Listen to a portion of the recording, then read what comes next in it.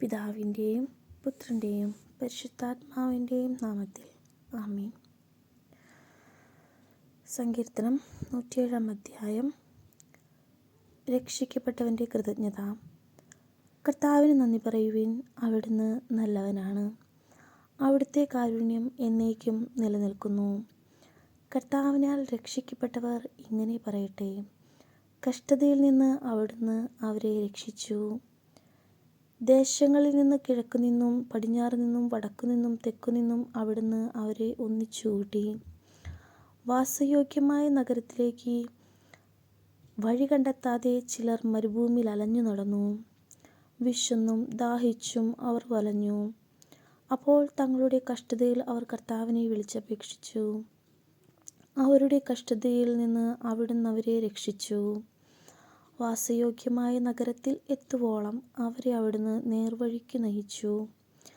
അവർ കർത്താവിന് അവിടുത്തെ കാരുണ്യത്തെ പ്രതിയും മനുഷ്യമക്കൾക്കായി അവിടുന്ന് ചെയ്ത അത്ഭുതങ്ങളെ പ്രതിയും നന്ദി പറയട്ടെ.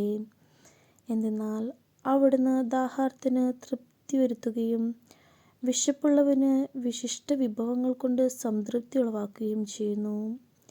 പീഡിതരും ബന്ധിതരുമായ ചിലർ അന്ധകാരത്തിലും മരണത്തിൻ്റെ നിഴലിലും ഇരുന്ന്. എന്തെന്നാൽ അവർ ദൈവത്തിൻ്റെ വാക്കുകൾ ധിക്കരിച്ചു, അത്യുന്നതൻ്റെ ഉപദേശം നിരസിച്ചു. അടിമവേല കൊണ്ട് അവരുടെ മനം ഇടിഞ്ഞു. അവർ വീണു, സഹായിക്കാൻ ആരുമുണ്ടായില്ല.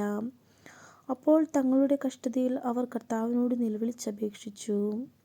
അവിടുന്ന് അവരെ ഞെരുക്കങ്ങളിൽ നിന്നും രക്ഷിച്ചു. അന്ധകാരത്തിൽ നിന്നും മരണത്തിൻ്റെ നിഴലിൽ നിന്നും അവിടുന്ന് അവരെ പുറത്തു കൊണ്ടുവന്നു. അവരുടെ ബന്ധനങ്ങൾ പൊട്ടിച്ചെറിഞ്ഞു. അവർ കർത്താവിന് അവിടുത്തെ കാരുണ്യത്തെ പ്രതിയും മനുഷ്യമക്കൾക്കായി അവിടുന്ന് ചെയ്ത അത്ഭുതങ്ങളെ പ്രതിയും നന്ദി പറയട്ടെ. എന്തെന്നാൽ അവിടുന്ന് പിച്ചളവാതിലുകൾ തകർക്കുന്നു.